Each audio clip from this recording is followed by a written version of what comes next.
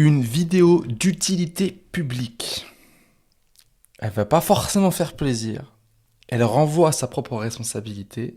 Elle challenge un petit peu, mais elle est d'une importance capitale. Pourquoi ?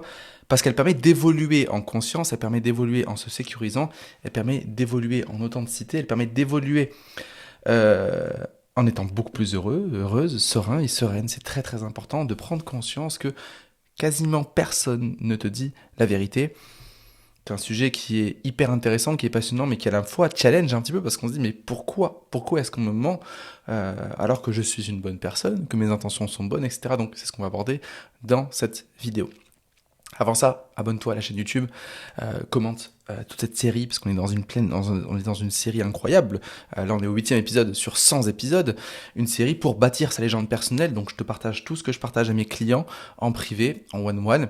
Je te le partage dans cette série. Donc, commente, pose tes questions. Je vais pouvoir peut-être t'aiguiller, affiner cette série en fonction des besoins des personnes.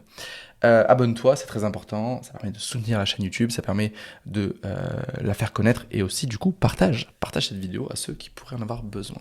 Je reviens sur le sujet principal de la vidéo. C'est important de prendre conscience que les gens nous mentent pour 4 raisons. Première raison, c'est une histoire de prisme. En gros, chacun a son prisme, a sa vision de la vie qui est différente. Et donc forcément, on donne des conseils en fonction de notre propre expérience, en fonction de notre propre croyance, de ce qu'on a bâti dans notre vie, etc. Donc, les gens font des projections. Moi, je pense comme ça, donc je te conseille ça. Alors, les gens disent rarement, moi, je pense comme ça, donc je te conseille ça. C'est plutôt, je te conseille ça. Tu devrais faire ceci, tu devrais faire cela. Moi, j'aurais pas fait ça. Moi, j'aurais plutôt fait cela, etc. Ça, ce sont que des projections basées sur une expérience, basées sur donc des croyances ou des peurs. Et c'est important de prendre conscience de ça. À chaque fois qu'une personne va te donner un conseil, même un bon conseil, les gens qui te mentent ne sont pas forcément mal intentionnés. Et d'ailleurs, on va surtout parler des bonnes intentions aujourd'hui plutôt que des mal intentionnés. Donc les gens sont de bonnes intentions, seulement ils font de la projection. Un cousin, un parent qui te dit non, n'entreprends pas parce que c'est dangereux, rappelle-toi de tonton qui s'est loupé, etc., te donne un mauvais conseil, mais dans le but de te protéger et sincèrement, d'accord ? Très potentiellement, sincèrement. Après, il peut y avoir aussi des nuances, mais ça, c'est ce qu'on verra sur le 4e point. Donc, c'est important de prendre conscience de ça. Les gens vont toujours mentir, attention, non volontairement, pour te protéger, pour t'éviter des choses que eux ils ont peut-être vues. Ensuite, il y a une deuxième raison pour laquelle les gens vont te mentir, c'est que les gens, ils ont peur d'être jugés, ils ont peur de pas être aimés, donc ils se protègent et ils cherchent donc, comme tout à l'heure, à te protéger. Il faut vraiment prendre conscience que l'humain est un animal social et il a beaucoup de mal à l'idée de ne pas être validé par les autres. Donc, parfois, pour plaire, pour séduire, quand je dis séduire, c'est pas forcément dans une quête de se mettre en couple, etc. Ça va être une séduction inconsciente pour être apprécié en tant qu'ami, en tant qu'entrepreneur, en tant que client, en tant que prestataire, en bref, on s'en fout. On peut rentrer dans un jeu de séduction de je vais chercher à être aimé par cette personne-là, donc je vais lui mentir, je vais lui dire ce qu'elle a besoin d'entendre, ce qu'elle a envie d'entendre. Ça, c'est aussi un mensonge. Et troisième raison, c'est la comparaison. Donc là, on est un peu plus dans le malsain, mais c'est pas toujours conscient. La jalousie, pareil, c'est pas toujours conscient. Donc on va donner des conseils, on va donner des réponses qui sont pas forcément bonnes pour nuire à la personne de manière consciente ou inconsciente, éviter que la personne nous dépasse, éviter de trop se comparer, de créer trop de différences, etc. Donc on peut rentrer aussi dans ces mécanismes-là, donc les gens peuvent rentrer dans ces mécanismes-là. Et dernier point, c'est les personnes qui sont mal intentionnées, donc je ne vais pas m'appuyer dessus parce que quand on entreprend, on a des gens qui sont mal intentionnés, c'est pas les plus nombreux. Il peut y avoir des fois des contenus qui sont créés où on a une vague de haters, moi ça m'arrive de temps en temps, il y a vraiment des gens profondément mal intentionnés, là on s'en fout, franchement des gens qui vont critiquer, chercher la petite bête, humilier, juger sans critique constructive derrière, qui vont insulter, etc. Mais ça, on s'en fout, mais complètement. Ne remets jamais ta vie en question pour des gens qui sont mal intentionnés. Vraiment, je sais que c'est parfois dur. Comment gérer ça quand ça arrive ?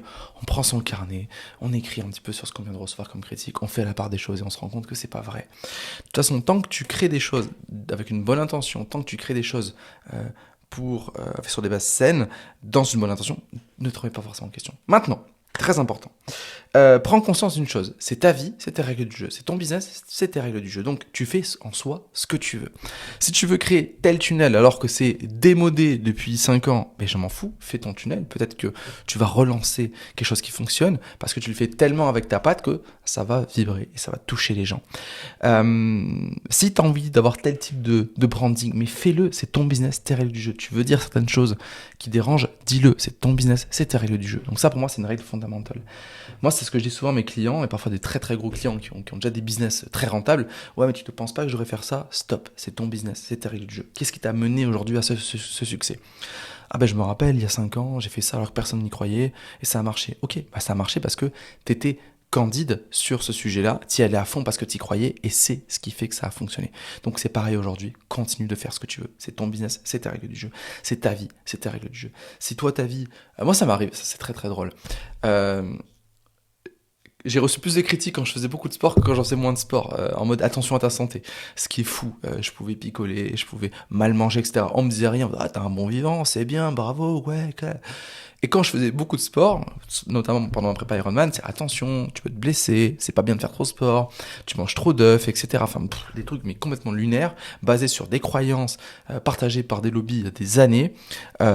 Et en fait, à un moment, j'ai dit mais stop, je fais ce que je veux, c'est ma vie. Je décide de faire cette prépa, je fais cette prépa. En plus, je me suis bien entouré. J'avais 2 coachs et une nutritionniste. Donc, à un moment, j'ai cadré les choses, mon business, mes règles. Maintenant, c'est très important, c'est aussi important de savoir faire la part des choses. C'est-à-dire que des fois, on va se revoir une critique de Tata Christine qui va venir te taper en plein dans le mille. Moi, j'ai un exemple parfait. J'étais en pleine réunion de famille. C'était pendant les fêtes de Noël, je ne sais plus exactement. Et je sais qu'à l'époque, j'avais un vrai besoin de prouver parce que je suis un des premiers entrepreneurs de la famille et j'avais besoin de montrer que ça marchait, que j'avais une croissance, etc. Et donc, je leur parlais tout le temps de mon activité et en fait, ils s'en foutaient complètement. Et j'avais parfois des critiques qui piquaient un petit peu. Et un jour, j'étais trop fier. C'était la première fois que je vendais des coachings à plus de 10 000 euros et je l'ai voulu l'annoncer au cours d'une discussion.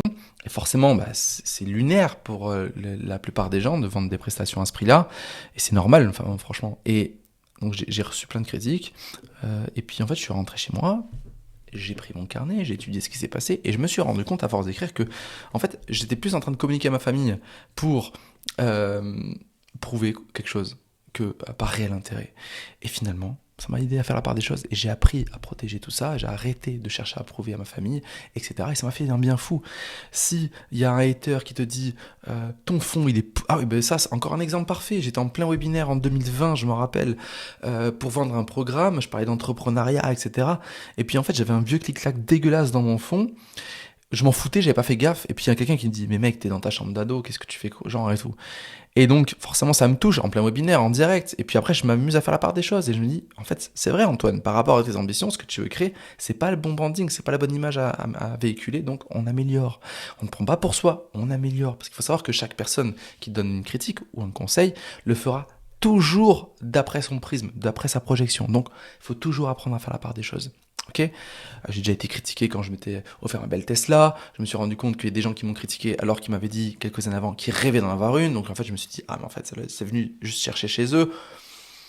Mais c'est en faisant la part des choses qu'on apprend à évoluer. Donc c'est important. Donc voilà, maintenant, là où on va être plus vigilant et plus à l'écoute et plus ouvert, en prenant toujours conscience que les gens peuvent mentir, c'est les mentors. Donc si admettons moi je veux atteindre un tel niveau de coaching, que je vais acheter chez tel coach pour me former ou apprendre ou me faire coacher, je vais entre guillemets volontairement baisser ma garde. Je vais prendre ce qui est dit, etc., etc. Ce qui va me permettre de voir une nouvelle façon. Mais c'est choisi. Voilà. Et moi ce que je t'invite à faire à partir de maintenant, c'est de sélectionner les personnes ressources par discussion. Je sais que moi, quand je veux parler finance, j'ai une personne en tête à qui je parle finance. Je peux parler oseille, je sais que je ne me ferai pas juger, je sais que ses conseils seront ultra pertinents. Pourquoi ? Parce que cette personne a atteint des niveaux de complexité et des niveaux financiers que moi, je n'ai pas encore atteints. Par contre, à cette personne-là, je ne vais pas lui parler, moi, je sais pas, moi, de sport. Pour la partie couple, je vais en parler à une personne. Pour la partie business, je vais en parler à une personne, etc. Et donc, en sélectionnant mentalement des personnes ressources, ça me permet d'être beaucoup plus ouvert à ces gens-là, aux critiques reçues, mais ça me permet aussi de faire plus attention aux autres personnes. Et si les autres personnes me donnent des critiques, je vais déjà faire la part des choses moi, mais je vais ensuite en discuter avec mes personnes ressources. Et là, on a quelque chose de très sain. beaucoup plus sain que je crois tout le monde, le monde entier est gentil, etc. Parce que oui, les gens, je le répète encore, hein, ne sont pas forcément mal intentionnés. Quelqu'un qui te fait une critique constructive, négative, peut te faire dévier de ta trajectoire. Rappelle-toi d'une chose, ton business, tes règles du jeu, et sois non négociable par rapport à ça. Voilà, je pense que j'ai abordé un petit peu tout ce que je voulais dans cette vidéo. Donc en gros, ça veut dire quoi? Tout le monde te ment. Oui, maintenant, choisis, canalise, apprends à faire la part des choses et prends conscience que c'est pas toujours mal intentionné. Mais ne dévie jamais de tes règles, ne dévie jamais de ta direction parce que un tel ou un tel t'a dit de pas faire ceci ou de faire cela à la place. C'est toi qui décides. Tu es devenu entrepreneur, tu dois entreprendre. Tu dois mettre en place des choses que tu décides. Moi, ça m'est déjà arrivé de dévier la trajectoire de ma boîte pour faire plaisir à mon équipe. Parce que je me suis dit que si je payais quelqu'un, je devais l'écouter. C'est pas forcément vrai. C'est moi le chef d'entreprise, c'est moi qui donne la direction et c'est moi qui demande à un expert de m'adapter. J'ouvre une nouvelle parenthèse. Ça m'est arrivé plusieurs fois de bosser avec des agences de marketing, avec des marketeurs, en leur partageant ma vision. Et finalement, petit à petit, ils m'ont fait dévier de ma vision. Alors qu'en fait, non, c'est moi qui décide dans quelle direction on fait. Et si le marketeur est bon, il est censé savoir s'adapter à mes ambitions, ma vision et ma manière de fonctionner dans ma structure commerciale. C'est très important de prendre conscience de ça. Tu as décidé d'être entrepreneur, c'est toi le chef, c'est toi la chef. C'est tes règles, c'est ton business, c'est tes règles, ton business, tes règles, ton business, tes règles. C'est très important ce que je te dis, ça, c'est vraiment très important. Sur ce, je te dis à demain dans la prochaine vidéo, on va comprendre pourquoi est-ce que c'est si difficile d'être honnête envers soi-même et pourquoi c'est beaucoup plus facile de se mentir. Et donc, bref, j'en dis pas plus.